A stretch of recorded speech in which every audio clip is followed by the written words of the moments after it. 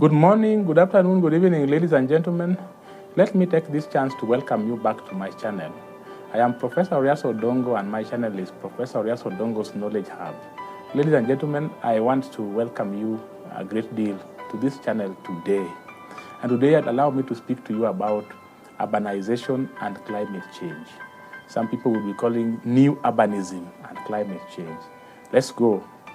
What is important is that we know what urban areas are. So urban areas, we know them as towns, markets, or cities, or even municipals, and even some peri-urban areas, which are having a very relatively high populations. And many times they also have a lot of buildings or many buildings in one place. And they tend to have intensified human activities around, or even economic activities. We have seamless transport systems in many of them. We also have industry systems that are there. So you can imagine that we talk about urban areas, and urban areas are only differentiated from maybe rural areas. And right now, many rural areas are rapidly transforming into urban areas. And this is because of the need to really urbanize, the need to improve socioeconomic development of these communities. So we are saying that the planet that we are having today is rapidly being urbanized. And why is this happening? So we are having increased population in some parts of the world, for example, maybe Africa and even Asia. We have population growing rapidly. And so people are looking for industrial development, looking for economic development, which is leading to the need for us to urbanize places. And so the growth of urbans is what we call urbanization. And it is also controlled by policies, talking about even philosophies. Sometimes we even have urbans just developing without even some policies. It could be the result of, say, maybe even climate change, as it were, where people are leaving rural areas to go to places where they can then live together. Talking about that. And so urbans are quickly developing. So urbans are having positive and negative implications for climate change, as it were. So we can't say that urbans are completely bad, or urbans are completely good. We're talking about that. So we're looking at urbans and climate change. You're saying that urbans can be contributors and also victims of climate change. How is this the case? And we know very quickly that urban areas, because of how we have been able to describe them, so many people in one place, industries, intensified human activities that are going on there, the transport and industry systems which are there. So these kind of activities, this kind of description I'm giving, gives you an indication of a situation that can emit large tons of greenhouse gases we have talked about, carbon dioxide that we have talked about, and even methane and other gases. The greenhouse gases and even heat-trapping gases that we have mentioned, they come from the industries, they come from the transport sector, they come from settlements, and even the buildings that we are talking about, even the population that we are imagining. So look at that. So when you have a high concentration of people, of buildings, settlements, and everything, the transport sector is there, and so you can imagine what happens in that. So it comes with what we call microclimate, and this microclimate is obviously a deviation of the natural climate that we do experience. So then urbans also suffer impacts of climate change, and we normally say that to a large extent they suffer more. Why do they suffer more? Can you imagine if a flood, we have even flash floods into a town, or in a market, or in a residential area where there are many people, and the impact that it can have. Look at even drought, for example. Look at a town that is existing in a drought situation. Look at even extreme heat that we are talking about. So we are saying that there is need for a specialized response to climate change, particularly in urbanized areas. And we need to have mitigation and adaptation that are so special and very specific to the challenges that we experience in urban setups that we're talking about. And while urbans could also be having negative impacts, we also talk about the co-benefits that we have mentioned before. Urbans are also good. They're not just going to lead to climate change. So we are also supposed to manage climate change in ways that I will talk about. I'll be able to present climate change and rural development. We will see where the differences can be. But the co-benefits I'm talking about of climate change are actually good for development. For example, if we have climate-sensitive urbanization, so we ensure that when we are building towns or markets, we are having the high concentration of population in a place, then we are very sensitive to climate and even impact, so that we take this into what we call urban planning and development. Then that comes with the co-benefits we are talking about. So how do urbans contribute to climate change? I wanted to quickly get us through to this. We know that we have very high carbon dioxide emissions in urban areas, and I've been able to mention, like, from the transport sector. When I was talking about economics of climate change, I gave a sector-wide contribution or sector-specific contribution of greenhouse gases, and we saw what amount of it is contributable by the transport sector alone. Then look at the building sector, look at the industry also, look at all these sectors and whatever goes inside them. If you take, for example, even the building sector or the settlement, look at even air conditioning. What is it that we normally use to do air conditioning? Look at the ozone depleting substances that we have mentioned. Look at even the heat that comes from buildings that we are having. So we talk about the ozone depleting substances. Then the other area by which we would talk about how urbans contribute to climate change is in land use. So when we have areas or regions expanding, growing into urban areas, so look at land use changes that we are talking about.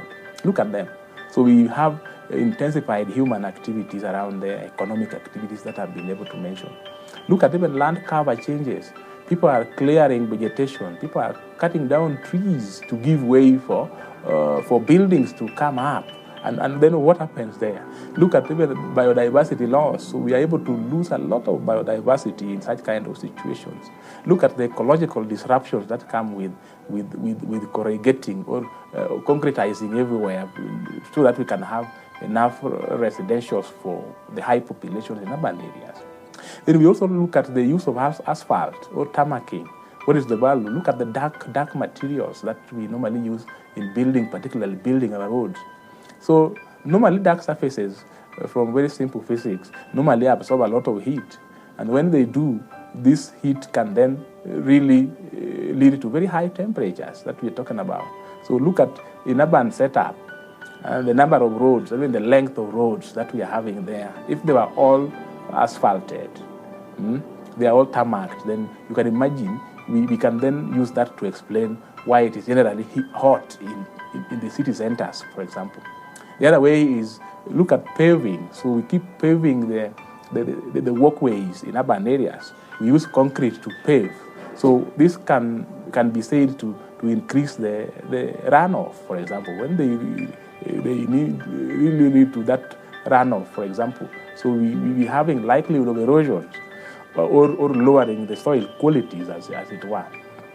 So then, how are urbans affected by climate change? I think I wanted to also mention that quite quickly.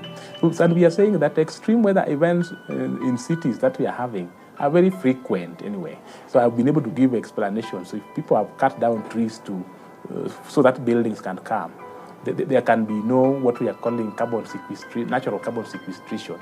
So we are in a place where there are no trees at all. We are in a place which is completely made up of asphalt, for example.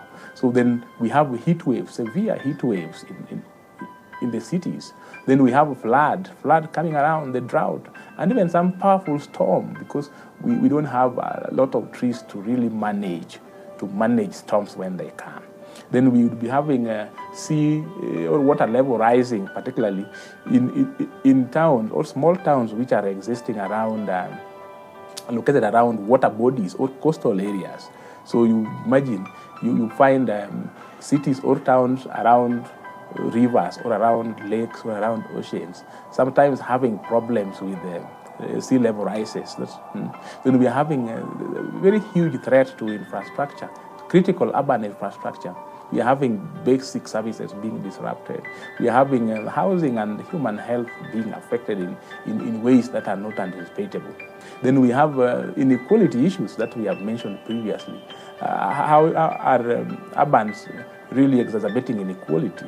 Particularly, look at urban, the high level and the low level, low economy urban setups. And then you see where the urban poor will live and where the marginalized population will live, and how climate change can worsen the situation. We look at the poor air quality, poor water quality, even water scarcity that we see frequenting urban areas. Look at waste disposal that is really everywhere. Problems with even energy consumption and depleting of energy resources that we are having until we have to supplement. Look at increased population and density we are having, and the demand for housing or houses that we clear down ecosystems to be able to supply all these things. So how can we sort out all these kind of problems that we are saying? We look at resilient planning, look at resilient or sustainable cities, as it were. So we have to acknowledge that we have to grow urban centers, but we need to, with the realities that we are having on ground, we go for what we call the new urbanism. But let me just pick on some of the mitigations that we can have, what we will be calling a solution for resilient and sustainable cities or urban areas that we talk about.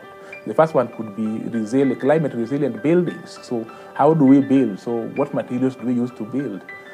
Do we build in a manner that the buildings can use renewable energy, particularly sunlight?